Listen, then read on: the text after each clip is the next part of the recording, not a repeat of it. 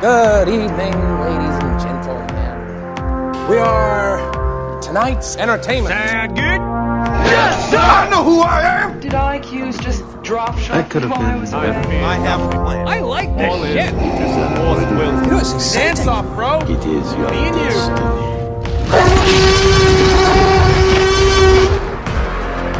Welcome to the Atlantic Screen Connection podcast. Let the games begin.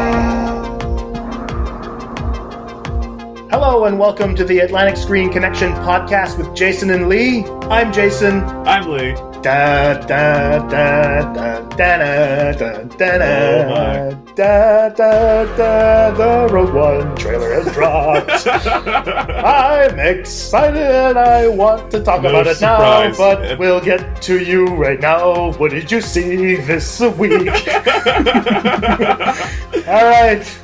So, if anybody listened to the last episode and had to endure Jason going on like a 20-minute rant about the wonders of advertising in Star Wars, no surprise he's excited about Rogue One. Oh, but it's Star Wars. It's not the same, Lee. It's not the same. Oh boy, yes indeed. All right, so before we get to the cherry on the sundae, what are the trailers you saw this week, Lee, sir, person? He's so excited, he's falling over himself. Exactly. All right, so I seen other than Rogue One, I've seen two trailers this week, Jason. One you've seen, one you haven't, and we'll leave Rogue One for last. So first, I wanted to talk about Fantastic Beasts and where to find them. Yeah, excellent. Yeah, it's a Harry Potter film following on or prequeling the main series of Harry Potter films and starring what's his face from Les Mis, Eddie Redmayne. Come on, man. Yeah. Stephen Hawking. And yeah, exactly. From The Theory of Everything, Eddie Redmayne. Yeah. Well, anyway, let's not get into that movie. I really found that one boring. Oh, so there you go. That's my film criticism of The Theory of Everything. It was boring. There we go. The Theory of Everything, where nothing happens. The Theory of Nothing. There's a soundbite. There's a BuzzFeed article. All right. So how did you find the trailer, man? It was grand. Yeah, I'm very excited. It's got plenty of magic. It's got plenty of monsters. It looks to have quite a bit more action than some of the Harry Potter films up till the date. I like the setting. I'm interested to see what they do with New York speakeasy kind of vibe. Yeah. Totally down for it. I think, Harry Potter films are never going to be the critical darlings they've always wanted to be, at least in the eyes of the director, David Yates. But they certainly still make great box office adventures, and this looks to be no different. And this trailer, from this point, I don't want to see another trailer because I'm now thoroughly sold. I thought it looked great, it looked choppy and fun, and I am on board. What did you think, Jason? I thought it was fun too. I think they gave a little bit too much away, but yeah, I'm on board as well. I mean, Redmayne looks like he fits the part. I don't remember exactly what character he's playing. I know it's not Harry Potter, like you said before. It's Newt Scamander is who he's playing, who I know from a old Game Boy Harry Potter game. He was a collectible card in it, and that's about all I know. Okay, cool. I haven't read those books. I mean, I would have loved to read them, but when they came out, it wasn't necessarily my age group. I was busy doing other things. Yeah. But I did enjoy most of the movies, not all of the movies. Some of them, especially David Yates movies, I actually thought were the bad ones. But I'm looking forward to seeing what he does with this, because he seems to have been given a little bit more freedom. Yeah, it definitely looks great. Eddie Redmayne, like I said, it looks like he fits the part. I'm really, really eager to see this, and I'm going to go again and slap that one into the pact where I don't need to see any more. I'm sold. It's going to be fun. They're probably going to have it in IMAX as well, and I'm looking forward to it there. Definitely. I will say for David Yates' previous Harry Potter films that they are based on the more boring stories.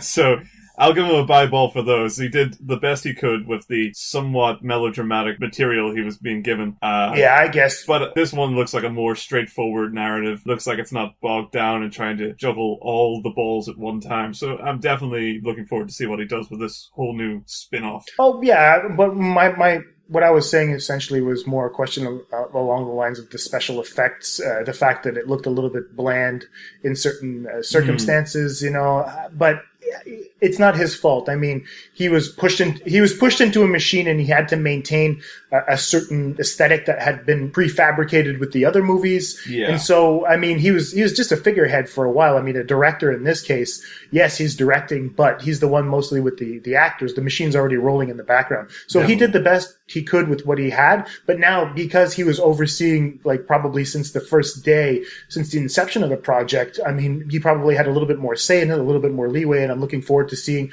what Yates can actually do as a director, as opposed to what he can do when he actually steps into a role that's already been established by somebody else. Yeah, definitely. All right, moving on. What's the next one? Storks. Now, this one comes out this year sometime, almost maybe a month or two from now, I think. I hadn't heard of it. I actually saw the trailer just before I seen Pete's Dragon this week, which I'll talk about later.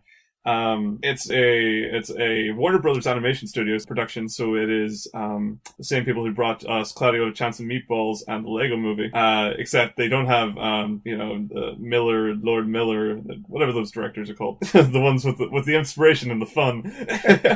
But it seems to be carrying on a lot of that energy and vibe about it. The concept's simple. It's about the storks that deliver babies have stopped delivering babies, but there's one baby left over, and one of the storks, who's due to inherit the company, risks his job to deliver the baby with a orphan, and hijinks along the way. It looks fun. And the trailer genuinely made me laugh. Key and Peele play wolves in it. They made me laugh. There's the girl, the orphan girl. I don't know who plays her, but she was fucking hilarious. And I am really excited to see more about this film. I will definitely review it when it comes out. But it's the first I had seen it. Maybe people knew about this for months or years, who knows. But I think any time's as good a time to draw attention to a project, so let this be the time. Excellent. Cool. I haven't seen anything about Stork so far. I'm looking forward to possibly getting badgered by my children to go see it. Yeah. But, I'm looking forward. The premise that you just explained seemed rather fun. So, yeah, I'll be in. I guess I should check it out. But I'll check the trailer after we finished our recording today. That's a good way to cheat at it. Yes, exactly. What else? So, did you see? I didn't see any other trailer this week. Oh, and for a reason, because I didn't see Arrival. Exactly. Good point. I did not see Arrival as well. I was, as we said in the last episode, we'd seen enough with the teaser trailer to begin with. And I'm looking forward to the movie anyhow. And I want to mention just quickly that whoever's designing thumbnails for trailers, please don't include images that could be revealing, because I was going through Twitter again this week, and when the trailer dropped, I was like, okay, they're officially showing something that I'm not supposed to see and that I don't want to see. So anybody who wants to avoid any information, I guess, just try to avoid the trailer. If you want to see it, watch it. I mean, it's probably going to be fantastic. I haven't read anything. I want to stay as innocent as I can walking into the movie theater. Yeah. So that's it. The teaser had done enough for me. So I, as well as Lee, we've avoided the Arrival. We've made the pact. We made the pact. We've avoided the Arrival trailer. I would recommend people, if you haven't seen anything of the film, do watch the teaser trailer, see how you feel about it, and if you feel that you're not sold, then maybe consider watching the trailer, because obviously it doesn't seem like up your alley. But if you are sold, do as we do, cut your ties, see the film when you see it. Absolutely. Good point. As we discussed last week in our episode with Suicide Squad, too much overhype, going in blind might actually be a good thing once in a while. Definitely. Good. Which brings us to Rogue One. Rogue One. Oh, yes, sir. So I had a chance to watch the Rogue One trailer. I'm really excited now. I don't want to be too excited because, it could suck. But from what I've seen so far, with the images, just the cinematography that was on display in the trailer, man, did that ever look good. Absolutely. Again, because it's not something we've seen from the Star Wars universe, we're kind of going in blind no matter what we see. This is definitely, as far as films go, I'm sure people who read the books or get into the head canon, they've seen dark shit. But for us who are more cinema universe only, this looks great. Looks like the direction that I think when people started saying there's going to be a extended Star Wars universe branching off into different stories, this looks exactly like a lot of us imagined. Not just grimdark for the sake of it, but serious world-building stories with a different focus. You know, this is not a lightsaber story. This is not a mystical force story. This is an espionage story by the looks of it, met with a rebelling war story. And it just looks like it's going to be a great time. Even if it doesn't hold up in the end, I'm still probably going to really enjoy it. That's just how Star Wars works. Oh yeah, but there's so many good things in the trailer as well. I mean, the standout for me, I wasn't sold on the whole Donnie Yen character to begin with, you know, Chirrut Imwe, and in the Rogue One trailer, just as he walks towards the stormtroopers and he says, "I fear nothing. The Force is what it wills things to be." I don't remember exactly what the quote is. Man, what a badass line that they did give to Donnie Yen. I couldn't believe it. I was like, wow.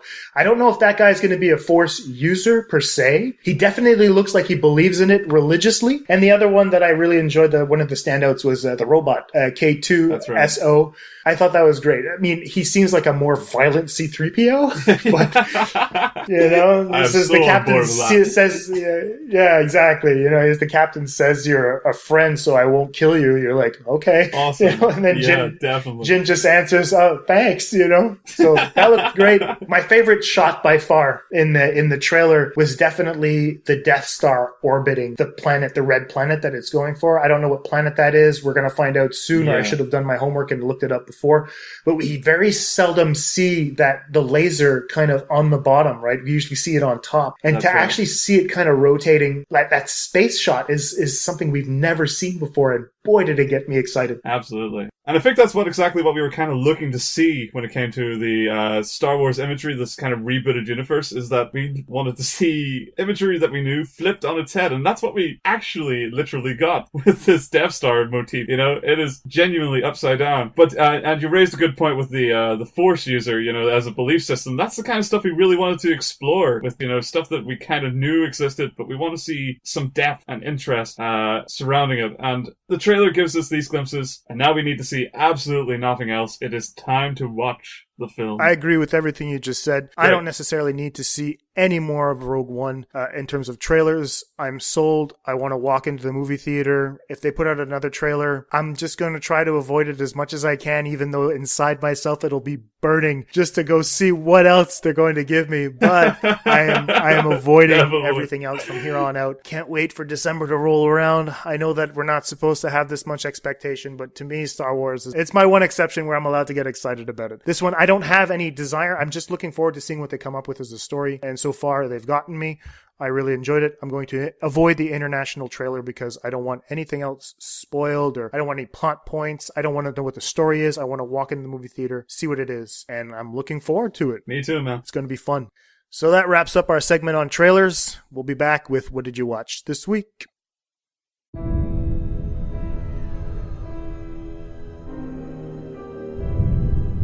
The world is coming undone. Imperial flags reign across the galaxy. Can you be trusted without your shackles? Let's just get this over with, shall we? We've a mission for you. A major weapons test is imminent. We need to know how to destroy it. If you're really doing this, I want to help. Good. Good. I've been recruiting for the rebellion for a long time. We destroyed our home. I fight the Empire now. I fear nothing. All is as the Force wills it. The captain says you are a friend. I will not kill you. Thanks. There isn't much time. Every day they grow stronger.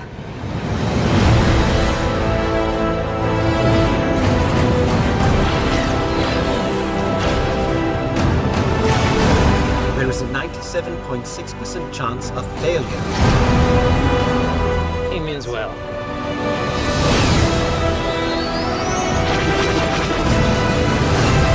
This is our chance to make a real difference.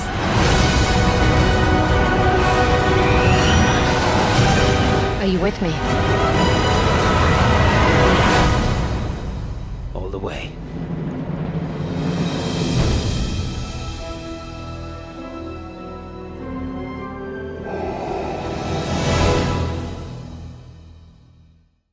And I hope that you enjoyed what you just heard, because I did immensely. Which brings us to our second part of the show. What did you watch this week? Well, it's actually still part of the first part, but it doesn't really matter. Yeah, I've just whatever, decided to do it this way. All right, so let's get to it. I watched a documentary on cars this week called Apex, the story of the hypercar. It was really fun. So if you guys are into motor racing the way I am, I'm a huge Formula One fan. No. And so whenever... what do you mean, no? Just speaking for our audience. No. Our audience is international, man. So there's someone out there that's going to associate. It's like, these movie guys, they like the car things too. I'm on board with these cats. And I don't like the fucking Eagles, man. Fucking fascist. Okay, so moving on. I watched Apex, the story of the hypercar. If you like cars, watch it. It's fun. Anyhow, so it's on Netflix. It just came out. Watch it. It's kind of fun. Is it a documentary? What the hell is it? Yeah, it's a documentary about race cars. Hypercars. Oh, cool. Yeah. Pretty straightforward. Yeah, exactly. Do you know what Apex replaced though? Not a clue. It replaced Downton Abbey. I gave up on that fucking show. I'm annoyed with it. The characters are stupid martyrs, and I don't understand what happened with the writing. And anyway, there's another plot point that was spoiled just recently for me. Well, it wasn't spoiled. You know what? I went looking for it because I wanted it to spoil every intention I had of finishing that fucking show. Yay. So now I'm not watching any more of it. Great. So that's the end of my commitment to, if that show it turned out to be good, me matching you and watching it. So this is great news for me, because I didn't really want to at all. Watch the first 2 seasons, you're fine, and it's good stuff. But after that, they seem to be grasping at straws for ideas. Apparently they didn't think the show was going to go on so long. Soap opera territory. And so what they essentially did was they kept writing, but I think they kept writing drunk, because none of the ideas make any sense. They should keep that blurb when they release the box sets on Blu-ray or whatever. Exactly. You guys None of the plots make any sense. You can quote me on that. Story writers must be drunk because it no longer makes any sense. Jason Michaels, 2016. Exactly. Yeah. All right, cool. What did you watch this week? I'll get to my last one at the end. All right, cool. I watched 2 films in cinema. Even I watched Disney's both Disney. I watched Disney's Finding Dory and Disney's Pete's Dragon. So I'll go for Finding Dory first, since it's a little older than Pete's Dragon. It was the sequel to Finding Nemo, the Pixar movie that most people cherish to some extent. And it felt exactly like a sequel to Finding Nemo in that it never needed to happen, and we didn't really gain anything from watching it. It's got some cute moments. General point is Dory is not a particularly convincing lead character, and the writing around her doesn't do any favors to sort of keep us invested in why she's on this journey at all.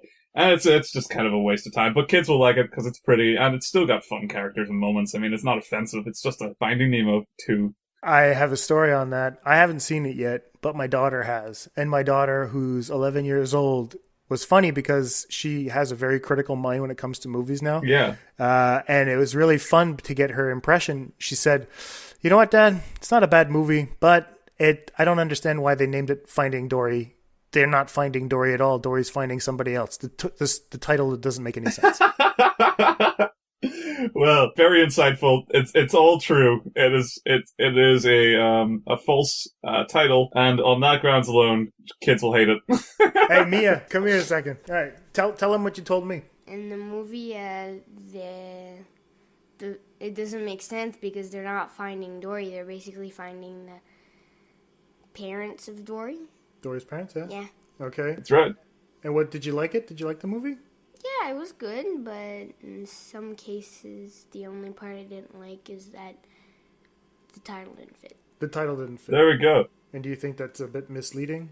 Yeah. This is very disappointing. Were you disappointed? No? Yes, I was. You were? You hear that, Disney? What's her score out of 10? I'd say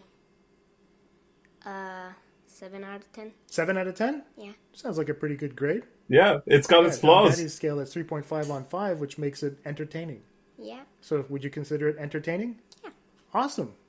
Well, thank you very much, Mia. You're welcome. I'll see you next time. Yeah. Thank you. Take care. Bye-bye, baby. Awesome. So now you've got it from the mouth of an 11-year-old. Finding Dory is entertaining. Yeah. Why do we even do this? Why pretend to be the critics when the children are already smarter and more accurate at portraying the opinion of the movie than we are? So great. Yeah. Finding Dory 7 out of 10. You heard it here. There you go. Cool. Next up, what was the next movie? Pete's Dragon. I've seen the remake, the 2016 remake of Pete's Dragon, which, again, don't want to spend too much time talking about, but it is a kind of folksy, grounded sort of retelling of Pete's Dragon, the 70s film.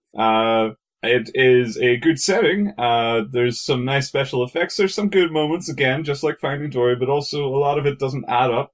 I never really felt a connection for the characters. That is supposed to be the emotional payoff of the film is how much Elliot, the dragon, loves Pete, the guy who loves the kid who loves the dragon. And we don't really, other than sort of unspoken glances and looks, we're never really given a real insight into their relationship. And it all kind of falls apart rather quickly as the film goes on, and it kind of undermines a lot of the story it was trying to tell. Plus, there's a car chase. Not necessary. And Carl Urban is a cartoon villain like Dick Dastardly and kidnaps Elliot at one point to try to sell him King Kong style as the seventh wonder of the world or the eighth wonder of the world. Oh man. It's completely at odds with the initial premise, and it's pretty disappointing. But again, kids will like it. I mean, if your daughter comes in again and says that she's seen it and she thought it was a misleading title, it wasn't Pete's Dragon, we know exactly where to stand on this. It's a 7 out of 10. I mean, they enjoyed the original version, the 1977 version of the movie. So I think that when they saw the trailer for this one, they immediately got excited because this one, like, it makes them believe that the dragon is real. So it looked kind of interesting. I know they're eager to see it. I haven't taken them to see it yet. I don't even know if they're playing it in English here in Quebec City, which is kind of sad. But definitely I would love to take them to see it. It looked good. I've heard good reviews and whatnot.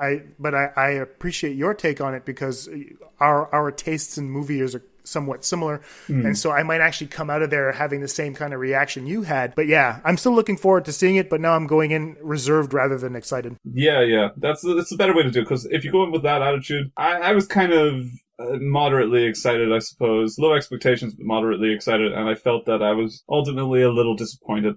But maybe with a more tempered view of it, going into it, you might walk away pleasantly surprised instead. And then, I'd be interested to see your take on it when you do get to see it. Oh, definitely. All right. So I'll give it a watch. But I'm not sure. There might be something else that I want to take them to see in the coming weeks. But I'll definitely keep it in mind. Cool. And what, you've seen another film? The last thing I watched, I saw Sausage Party. Oh, yeah. Yeah, I'm not going to review it much here because there was another podcast over the course of the weekend that came out 2 weeks ago. That's right. On the Maddie Neg's Best Film podcast, where I reviewed the film with him, and I actually had a great time watching it. Yeah. I'll quote what I said on his podcast and what I had put on Facebook initially when I came home from the movie.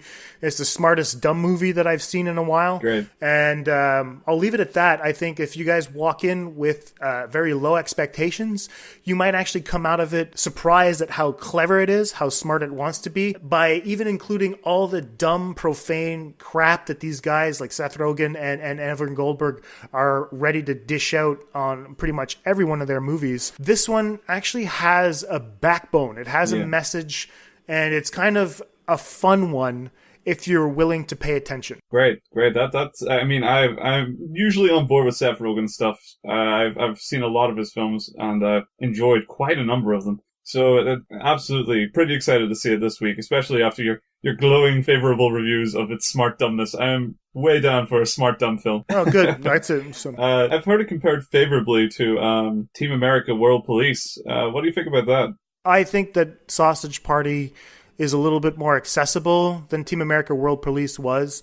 I've never been a fan of Trey Parker and Matt Stone's work. First of all, I mean, in this one, it seemed a little bit heavy-handed in Team America, whereas in Sausage Party, it kind of presents the information in a fun way that isn't necessarily trying to force the message down your throat, but it's very well decorated in terms of how cultures are represented. Whereas Team America World Police kind of mocks a lot. I think Sausage Party more or less raises issues, shows you by using stereotypes just how those stereotypes work. And they kind of mock them, but at the same time, they mock them in a sweet way, in my opinion. I don't know if that's going to get me in trouble. But anyway, that's the way I feel about the movie. I had a fun time. It's definitely got a message. It definitely doesn't want to be taken too seriously, but it does definitely want to put that message forward in order to get people talking about it, which is why I think that it's I wouldn't call it necessary viewing, but go in not just expecting to be force-fed profanity. You're going to get some interesting aspects of what culture is like now for different minorities. And I guess I'll leave it at that. I don't want to start grasping at straws for how my interpretation goes about it. Yeah, it sounds dangerously close to one of my favorite things, critical fictions, stories that keep good, hearty messages to pass to people as groundwork to build upon a sort of easy to digest, fun, accessible story. So that sounds good. That sounds exactly like the kind of shit I would like to see, and I will definitely get to see that this weekend. So maybe on the next show I can talk about a little bit of a sort of wrap up as to how we both felt. Oh, that would be great. I'd love to get I'd love to get your interpretation or how you felt about the movie, because that's it. I mean, I don't pretend, I could be wrong about this, but I mean, I saw what I saw, and like I said, I was amused, but at the same time, they had my ear. I was listening and I was watching, and I was like, okay, there's definitely something going on here that these guys want to talk about. Great. That sounds great. Well, shall we move on to our feature? I think we should move on to our feature presentation, but only after these words. Bless me, Father, for I have sinned. How long since your last confession, my son? 27 hours. It's really too often. You're not that bad. Here at Capitol Pictures, as you know, millions of people look to us for information and uplift and, yes, entertainment. And we're gonna give it to them. And action. An army of technicians and actors and top-notch artistic people are working hard to bring to the screen our biggest release of the year. Hail Caesar is a prestige picture with one of the biggest stars in the world, Baird Whitlock. A truth we could see if we had, but... if we had... Faith. Cut. Mr. Mannix. What's up? The director can't find Baird Whitlock. Somebody slipped it under my door. We have your movie star. Gather $100,000 and await instructions. Who are we? The future. Hello, Bert. Hello, Mr. Mannix. Lawrence, Obi, thank you all for coming. The studio needs your help. Baird Whitlock has been kidnapped. This is bad. Bad for movie stars everywhere. She sings the perfect harmony. Let's spend 24 hours. But we're looking for him. We don't want it in the gossip columns. This is going to cost the studio a lot of money. And that's where you come in. I need some cash. You must have very strong forearms. Is it hard squeezing it like that? It's part of the job, miss. I'd like to know what the hell is going on here. 20 million readers want the truth, Eddie. Truth, yes. Eddie? So won't you tell me no truth? I wanna only your lies. Don't you tell me no truth? I want only your lies. This is a drama, Mannix, a real drama. Mr. Mannix, I know it sounds screwy, but someone's calling from the future. Good Lord. Only your lies, give me only your lies, give me only your lies, give me only your lies. Wondering what's going on?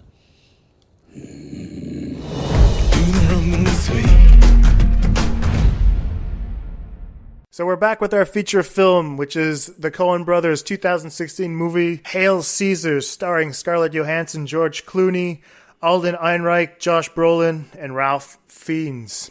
Lee, the Coens are back with a fantastic movie. What did you think about it? Nice bias. They're back with a fantastic movie. Oh yeah, you give me a lot of wiggle room there, man. Exactly. I just sprung the trap for you, sir. Immediately, I have to stand on the wrong foot. Okay. I like the Coen brothers. I think they are fine directors. They have made some of the most classic of classic modern Hollywood films, and nobody's going to say a bad word, realistically, about their talent. But I think Hail Caesar was yet another film that proved that the Coen brothers hate us. They hate us, and they hate you, especially you, the audience member that is listening to this show. They hate everything. They hate Hollywood. They hate phonies. They hate movies. They hate people, and they hate you.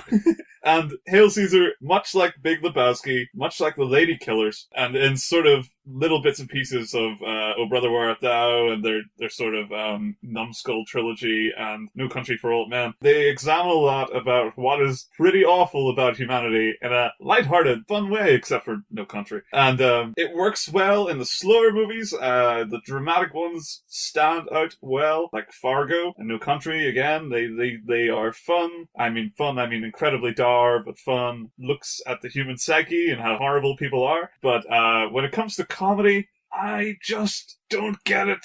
They're so mean-spirited, and it doesn't make me laugh. It doesn't make me laugh at all. And I wish that Hail Caesar had just been a drama, because it is a drama. The story in it is real and not relatable, but definitely, sympathizable. And their bitterness pervades all the humor, so when they're making a joke, suddenly it's just like they're kind of just taking a stab. Anyway, that's my grounding of my opinion for Hail Caesar. I thought that it was a very bitter, jaded movie, and ultimately that made me jaded towards it. But apparently it's fantastic. I do believe it's fantastic. I thought this movie was incredibly funny because the Coen brothers have my kind of humor. It's the kind of comedies that I walk into expecting to laugh because they make me laugh about the most absurd things imaginable. One of my favorite scenes in the movie is at one point Josh Brolin is sitting opposite a guy from Lockheed where he's being offered a job. Yeah. So his character Mannix is being offered a job by a Lockheed. And one of the moments that happens is that at one point, like, there's an aquarium next to Josh Brolin on his left, and there's a bubble that pops. And Brolin kind of turns and gives this weird reaction as to what the hell is going on. But we're never privy to what Brolin sees, but he seems to be a little bit distracted by it. And at the same time, you get distracted by his distraction, and you stop listening to Lockheed guy. Those are the kind of moments that make me crack up because I'm not sure that was scripted, but the Coens decided to keep it in the movie in order to make that little scene a little bit weirder. Yeah. So every time I see that little sequence, I have to rewind it twice just because that little popping sound is such a distraction, but it's perfectly placed, it's perfectly timed, it's comedy genius. And that's just one of the little tidbits that I loved about Hail Caesar. I know that sounds like very specific, but Hail Caesar to me is the Coens firing on all cylinders. This is a return to form, in my opinion. I was a little bit disappointed in what came after No Country for Old Men, with the exception of Inside Llewyn Davis. I thought that was a beautiful, beautiful film. And to follow it up with Hail Caesar is just showing me that the Coens are coming up with something big that's going to be around the corner. I loved Hail Caesar because it's them kind of doing what they do best, where they subvert and they comment on a lot of things that are happening in Hollywood. Like you said, they hate us, they hate the viewer, they hate the system in which they're making movies, but at the same time, they're also celebrating it. And I thought that was wonderful. Yeah. And this isn't the first time that they choose to use a musical in order to kind of create an environment. This is kind of fun because usually with movies like Oh Brother, Where Art Thou, you'd have a musical, but again, it was the Odyssey. It was kind of weird in a way. This time you had Hail Caesar that was attacking what they call the backstage musical. So what Hail Caesar is doing is that it's creating an interpretation of the backstage musical and also musicals in general. And I really, really like the fact that musicals themselves are usually considered to be like pure entertainment, like wish-fulfilling diversion from life's problems. That's the way people usually see these things, and especially musicals of the 50s. Okay, obviously with 1960 came The Sound of Music, and it kind of like, oh, we're going to start attacking these bigger themes. Yeah. The Sound of Music is a powerful movie. I really, really like The Sound of Music. I watch it once a year. But at the same time, when the music kicks in, it kind of creates a levity where even if there is a Nazi occupation there, you kind of get taken out of the movie where you're kind of celebrating with them a little bit. So it kind of eases the blow. With Hail Caesar, the Coens, like you said it best, they're snide, they're sneering at whatever's going on. But that's the kind of comedy I like. I like observational comedy. I like Jerry Seinfeld, but I also love George Carlin. I love Doug Stanhope. These guys that are going to attack established industries. These are angry people. And the Coens with Hail Caesar just show you how angry they are. No, I totally agree. It is true. I didn't want to lead you on the assumption, though, that I never laughed or never found anything funny about Hail Caesar. There are plenty of things, especially the weirder it gets, the funnier I found it. But to me, it was a lot of sight gags that sort of took me by surprise, just how odd they were. And that made me laugh. But when I started to think about like what they were trying to represent or what they said or what I actually found funny beyond a sort of shallow, whoa, what was that level, I immediately started realizing that I wasn't really laughing at all. I was just sort of surprised. It was more like a hiccup. It was more like a jump scare. I was kind of just playing along and ignoring how all the bitterness that lay underneath. Yeah, perhaps. I mean, but I don't think it was bitter in the sense that they're trying to be mean. I really thought that they were trying to say, look at how lucky we are. We get to put up with all of this shit, and yet we are here making these movies and having fun. I don't think that the Coens would rather be doing something else. I really think that with Hail Caesar, a lot of people are seeing Hail Caesar as a tribute to old Hollywood, and I don't think it is. I think they're using old Hollywood as a metaphor for how the more things change, the more things stay the same. Yeah. And so because musicals of the day had this utopic quality, the utopian musical always ends on a positive note. People needed to have that. Like post World War II, all the musicals that had come out for there were these inspirational tales, these things that like, come to the movie theater and we're going to wash all of your problems away. Even like Richard Dyer talks about it in his seminal essay, Entertainment in Utopia. And so the Coens with Hail Caesar are trying to go and say, but your problems are still there. And not only are your problems still there, the people making those movies' problems are still there as well. And even though the Hollywood system tries to address those problems, they handle them clumsily. They try to bury stories.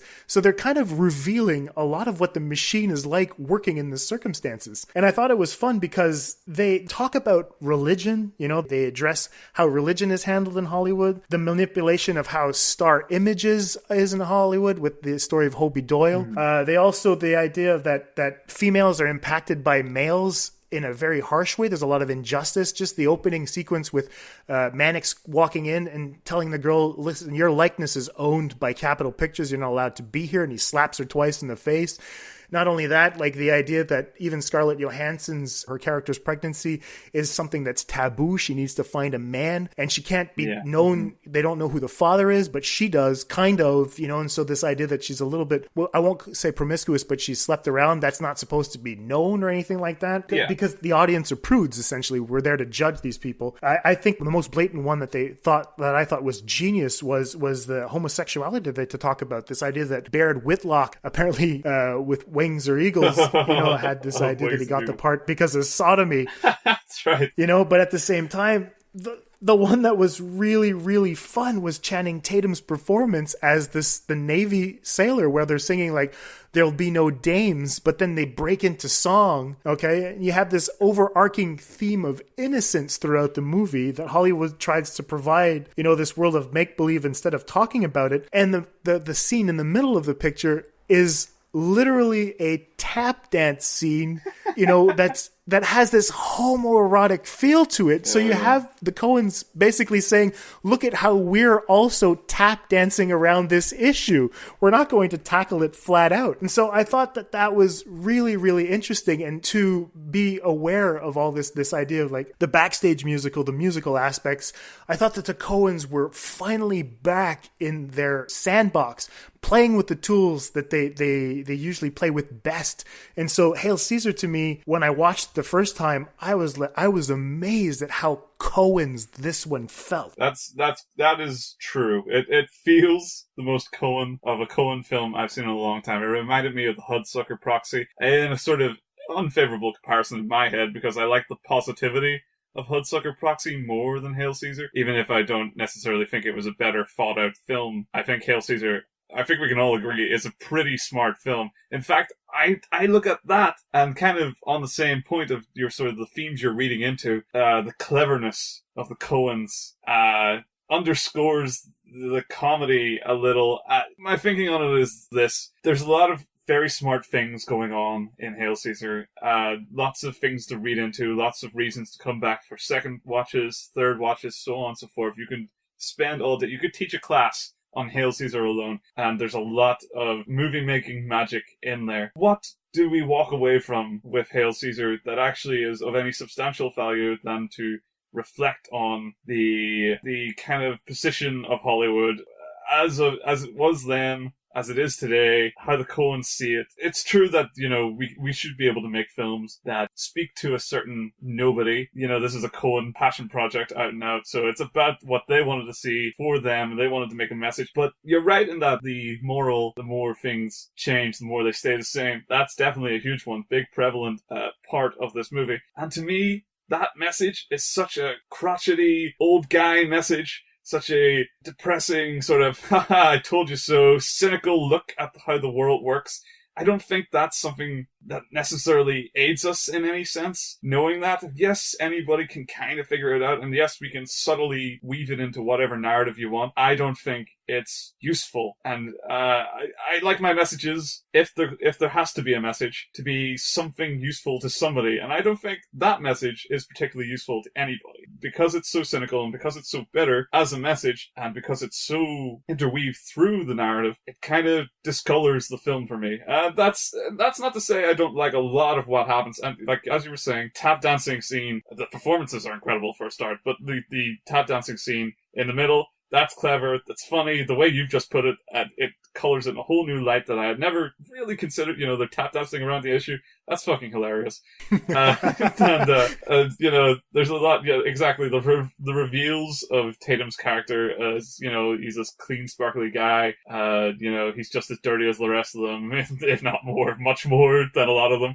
Funny, I agree. Clever in their sort of tackling of it. Definitely interesting as images. You're not going to see these images in any other film, so the film does deserve to be made. I'm not going to make that argument. I think this has its place in the world, but on a personal preference level, when it comes down to what did I gain from watching this film, all it to me sort of reminded me of was that the Coen brothers have a lot to say about the Coen brothers, and that's great, and I appreciate that. That just doesn't stick with me 4 or 5 times in. Yeah, I understand what you're saying. I agree that the Coens are happy playing with the Coens, like dealing with issues that make them laugh. Yeah.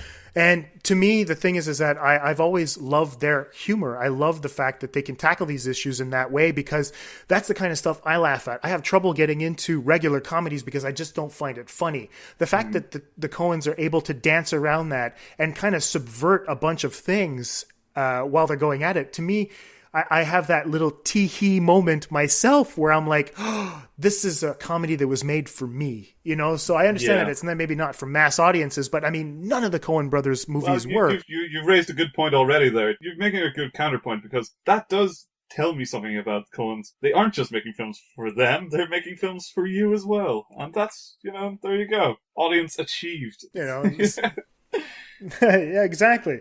And I think that a lot of it comes from the fact, a lot of their movies end in a way that you're not necessarily going to have some satisfaction. I mean, look at the end of No Country for Old Men. Tommy Lee Jones's speech is powerful. It's wonderful. His performance is great. And then he leaves you on that note where you think that it's going to end with something specific. But no, he just says, and then I woke up. And then there's a reaction shot of his wife. Yeah. Then they cut back to the reverse shot of him, and then the movie goes black. I remember sitting on my couch at home watching that the second time. Even when I saw it in the movie theater the first time, I said to myself when he says, and then I woke up, this has to be the end of the movie. This has to be the end of the movie. Because what they're doing is they're denying satisfaction of an explanation of what that meant. You are supposed to have all the information that you need. Yeah. And they do that a lot. And I think that with Hail Caesar, they give you that kind of ending, because they subvert that wish fulfillment that utopian musicals give you. Yes. They deny the satisfaction to the audience of delivering that line, that when Clooney was supposed to deliver that last line and he can't do it. He forgets his line. That's right. It would have been glorious to see him complete that, because that's exactly, as an audience viewer, I want that completion. I want that satisfaction. But having him screw up is such a Coen moment. They say to you, fuck you. That's not how life is. Get back to life. We're not going to do that.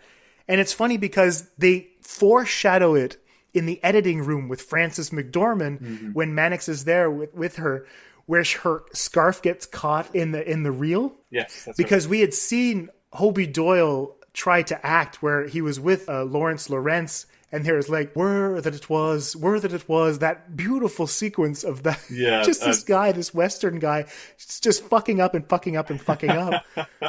And then when we get into the editing room and we see that, oh, they're showing us that sequence, did he get it right? But no, he didn't. They had to modify it. And you're like, oh shit, that's beautiful. The fact that they had to do it. We didn't get the satisfaction of seeing him. We got the satisfaction of seeing him kind of get it, but in a different way. They've had to modify it. So in modifying that, they actually modify the audience's expectations as well, which is really cool. Definitely. And I think that, at the end with Baird Whitlock screwing up that final line just goes to show, you know what?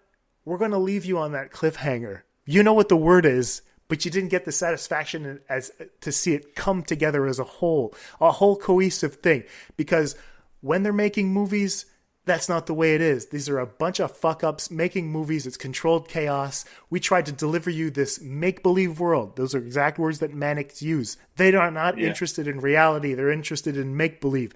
And that's what we all are when we walk into that movie theater. And I think that the Coens, in making Hail Caesar, having those 4 distinct stories, this is a very, very complicated meta-narrative, a story within a story, contemplating another story from a narrator's point of view. You have this idea that none of this makes any sense, but still we're entertained in the end. Definitely.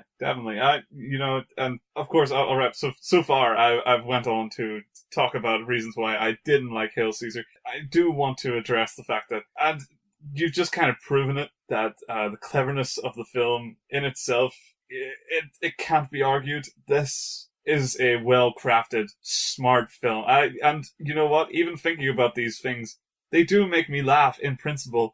They are just funny ideas. Even the fact the guy is called Lawrence Lawrence, that makes me laugh, man. I think that's fucking hilarious. Yeah. Just, these guys do have a real good sense of humor. And of course they do. They've made piles of comedies. Some I've really enjoyed. And mostly what I find with their comedies is I enjoy parts, but not the whole, And that's a lot to do with the cleverness. For example, The Big Lebowski is a film that I somewhat enjoyed. Oh, yeah. I thought that some of the basically any scene with the dude in it made me laugh. Thought he was a fucking hilarious character. Yeah. Anytime he spent with the Big Lebowski himself or Philip Seymour Hoffman's character, again, those guys are fucking hilarious. So I just wanted him to spend the entire movie either alone or with those guys. But the moment he hung out with John Goodman, and then the overarching story being really about John Goodman's character and how he kind of drags everybody down and how we all have an asshole that sort of ruins everybody's good time in our lives. It was such a drag, man. And it took everything from the comedy for me. And so now I remember the film fondly for its moments, but not for the piece in its whole. And Hail Caesar is like that for me in a sort of reverse way.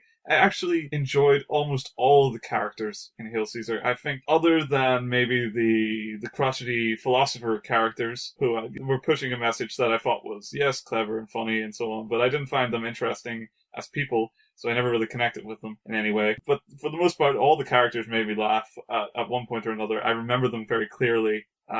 Even it now being something like 6 months since I've seen the film last, the scenes themselves also made me laugh. You just said it, the scene where he tries with Ray Fiennes trying to get the line right. I was completely in stitches that entire. It's like a 15-minute one-take scene. I loved it. I thought it was hilarious. It was exactly the kind of thing I was hoping to see. Even some of the lesser comedy moments that are just more spectacle, but are meant to shock you or make you laugh just in the sheer, what the fuck is this? imagery, like Scarlett Johansson as the mermaid sequence is incredible, and you just can't help but laugh because they really did this. They really did this shit. Incredible. The tap dance scene again as well. Even just the absurdity of the KGB submarine, fucking brilliant. And as you said, the ending, clever, brilliant, made me laugh at the time. But when I look at the piece as a whole, that's when it falls apart for me. And I kind of think of what the intentions were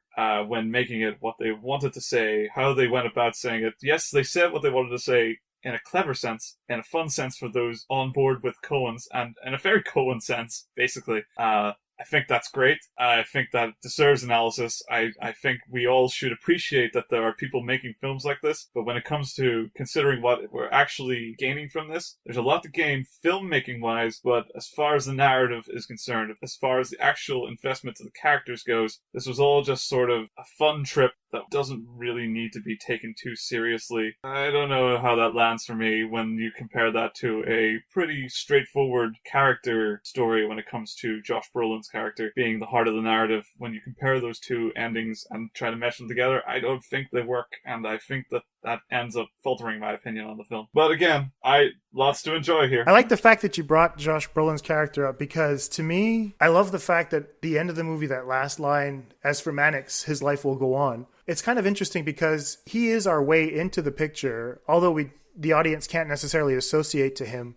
He is the only really normal thing, but he is also the thing that is a little bit supernatural. I'll call it that because there's no other word that comes to my mind right now. But if you look at all the things that he's trying to take care of in the movie, because he is a fixer, he has a little bit more, he has a little bit less duties than a producer, but he does supervise quite a bit of things. Anyway, the funny thing about it is that he also has a family, and his family issues, there is only a brief scene with Alison Pill where all of his family issues seem to resolve themselves. His boy was supposed to be an outfielder, but he turns out he likes to be a shortstop. And then his daughter had a singing class or an instrument class, and that played out to be okay as well. Which is kind of funny because this is what's supposed to be representing real life.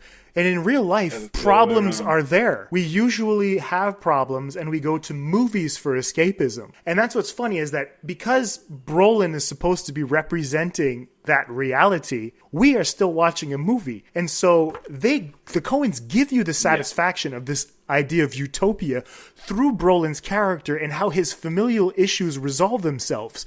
But he chooses not to go work for Lockheed and chooses to keep his job at Capitol Pictures because he likes the make-believe the same as everybody else. So I thought they cleverly handled that character, and I love the fact that you brought him up because I could make that point. He needs to fix everything else. Okay, the same way as we sit here talking about movies like we're an authority or something like that, we figure we could fix these movies as well.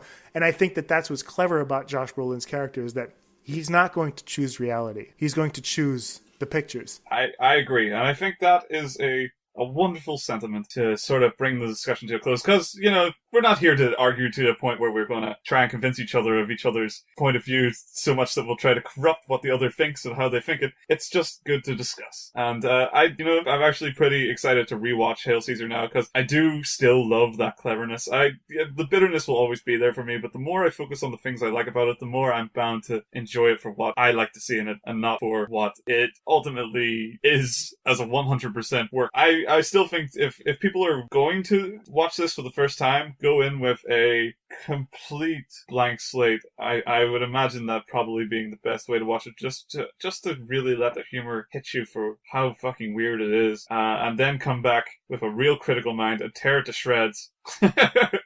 And then you'll probably gain something to really love about it. Yeah, but I have to say that you're really putting it the right way, because if there's one thing I agree with you 100% with, is this is not for everyone. This is a movie that was tailor-made for me. I've always been a Coen Brothers fan. When I sat down to watch this, I had no expectations. I know that most audiences hated the movie. They didn't understand what the hell was going on. But I've been following the Coens since Blood Simple. I've seen their short films as well. And I love the fact that they've followed Inside Llewyn Davis up with this. Inside Llewyn Davis was a really fun, road picture about a tragic figure that was just slightly ahead of his time. He was brilliantly talented. Everything was beautiful. And Hail Caesar kind of brings in, like you said, the issues of The Big Lebowski, but it seems to tie everything up in a nice, neat bow but the package isn't wrapped. You know what I mean? They're kind of giving you a gift in plain sight. I agree. I can agree with that. I couldn't imagine a smarter or better way to tell this very particular story. And I think that's a great positive thing to say about Hail Caesar. So, I mean, I know that most people are going to despise this movie. I get it. I completely understand. I loved it. I'm probably going to give it a 4.5 out of 5 in my final verdict. There are some little issues with it. I don't want to give it a 5 on 5 because I'd be saying that that's a masterpiece, but who's kidding? No Country for Old Men is by far their masterpiece. I love that movie so much, but it is also not necessarily quintessential Coens, whereas I think that Hail Caesar is really much more the niche product that they've been kind of building toward. Yeah, definitely. Well, that's great. That's not a score I agree with personally, but in general, I could totally understand how you got there. That makes sense. I mean, I reviewed it on Big Picture Reviews. Fuck knows what score I give it. It was probably like a B- or something. And I would understand that probably seems a little harsher than it needs to be if, a B- on our scale represents like a 6. But, if I look back, that's how I felt at the time. That's how I still kind of feel. It's not a film I particularly enjoyed, but it's a film I appreciate. I think that's the sort of score I would stick with overall. Agree. And you know what the sad thing about it is? Oh, what? I can't recommend this movie. Yeah, that is tough. That is how Coens work, though. Yeah, and that's the sad fact about the Coen brothers is that this movie was made for me, and I sadly can't recommend it to, like, my parents. If I tell them to watch this, they'll be like, Jason, what kind of a stupid movie did you ask us to watch? Yeah, I know my dad watches quite a bit of Coen. He's watched almost all of them. I don't even know. You might have already seen Hail Caesar, but I would still feel like it would be one of those ones I say, ugh, too many unlikable characters, too much of a negative message. Ultimately, you're not going to have a good time with this. Move on, see something else. It'll be something like that. And yeah, that's how I would feel in general recommendations. Excellent. All right, so I guess that rounds up pretty much our final thoughts on Hail Caesar. This was a fun discussion. I really appreciated I had a great time. I was really looking forward to this one because it was a movie I loved, and I knew ahead of time walking into it that you weren't necessarily cold to it, but you weren't necessarily warm to it either. Yeah. So yeah, this was a blast, man. Yeah, I had a great time, man. Definitely. And you've given me renewed respect for the film again, even if it doesn't change my opinion. What more could you want? Oh, that's great. I love that, and I agree. Yeah, so I mean, I'm looking forward to hearing what the listeners have to say about it. So if you guys have any comments that you guys want to leave to us, you can find us on Twitter. I'm at film_faculty. And I am at Big Pick Reviews. We're going to be putting up the website now. It's up and active, so please go comment on it. We are uploading our podcast to iTunes, and we're doing it on SoundCloud as well. So if you guys found it, please subscribe, leave comments. You can leave comments on SoundCloud. Yeah, comment on the tracks if you guys think that we made good points at specific places, or if you agree or disagree. Please feel free to comment on the tracks. That's why I chose SoundCloud. I think it's fun that you guys get to interact with the track itself. Yeah. So I'm looking forward to picking up the comments as we go along. Please visit us on our respective websites. I'm at Film Faculty on WordPress. You can find Lee at... That's Big Picture Reviews. .co.uk. Excellent. So that's it. That's the end of the show for now. Take care, people, and see you next time. Thanks for listening. Bye-bye.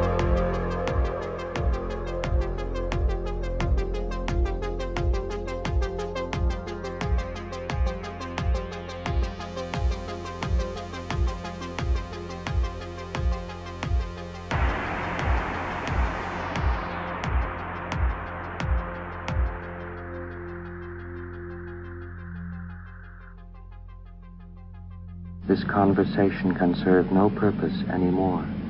Goodbye.